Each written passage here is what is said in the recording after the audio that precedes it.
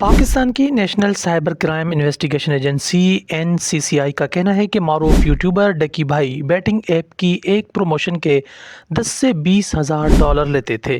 ساتھ میں اس ادارے نے جوا کرانے والی 46 آن لائن ایپس کو غیر قانونی قرار دے کر ان کی فہرست بھی جاری کر دی ہے۔ غیر قانونی ایپس میں فوریکس ٹریڈنگ کی کئی نان ریگولیٹڈ ایپس بھی شامل ہیں جن کو بلاک کیا جائے گا۔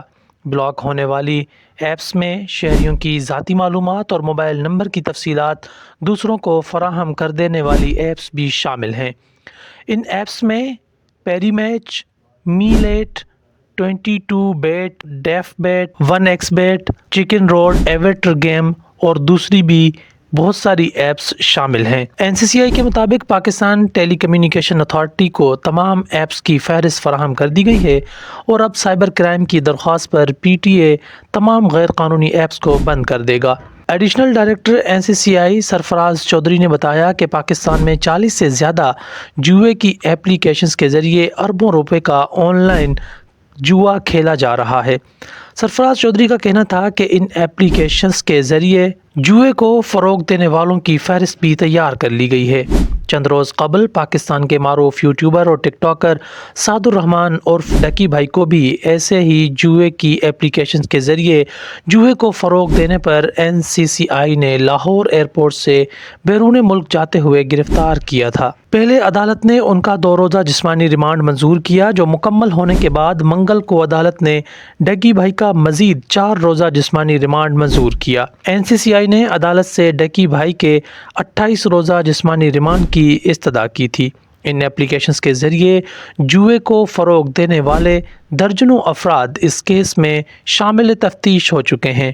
ایڈیشنل ڈائریکٹر NCCI سرفراز چودھری نے اس حوالے سے بھی بتایا کہ یوٹیوبر یا سوشل میڈیا انفلوئنسرز کو بیرون ملک بیٹھے بھوکیے ملوث کرتے ہیں، جس کی ایک چال ڈکی بھائی کی بھی ہے، جنہوں نے جوئے کو فروغ دینے کے حوالے سے درجنوں پروگرامز کیے جن کی تعداد 50 سے زائد ہے۔ باہر بیٹھے جواریوں سے ایک پروگرام کے 10 سے 20 ہزار ڈالر وصول کرتا تھا، جو کہ ایک بہت بڑی رقم ہے۔ اس کے علاوہ ڈکی بھائی بہت کچھ کر رہا تھا جس کی تفتیش جاری ہے۔ اس حوالے سے ڈکی بھائی کے وکیل سے بھی رابطے کی کوشش کی، مگر خبر چھپنے تک ان سے رابطہ ممکن نہ ہو سکا۔ سرفراز چودھری نے مزید بتایا کہ رواں برس 14 جون کو ایسی ایپ کے خلاف ایک انکوائری شروع کی گئی اور یہ بات سامنے آئی کہ بہت سے ایسے یوٹیوبر ہیں جو پاکستان کے مستقبل سے کھیل رہے تھے۔ ان کے اثر میں آنے والے وہ بچے تھے جن کی عمریں 6 سے 16 سال تک ہیں۔ یہ ان کے مستقبل کے ساتھ کھیل رہے تھے اور انہیں مختلف گیمنگ ایپس کے ذریعے جوئے کی لت لگا رہے تھے۔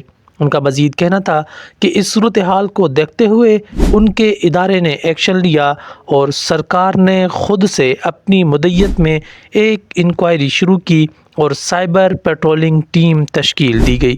سرفراز چودھری کا مزید کہنا تھا کہ یہ یوٹیوبر اپنی لگژری گاڑیوں اور پرتعیش طرز زندگی، بنگلے اور پارٹیاں دکھا کر بچوں کے ذہنوں پر برے اثرات مرتب کر رہے تھے۔ ان کے لیے ہماری ایک ہی آواز ہے کہ باز آ جائیں ورنہ ہم آپ کو گرفتار کریں گے۔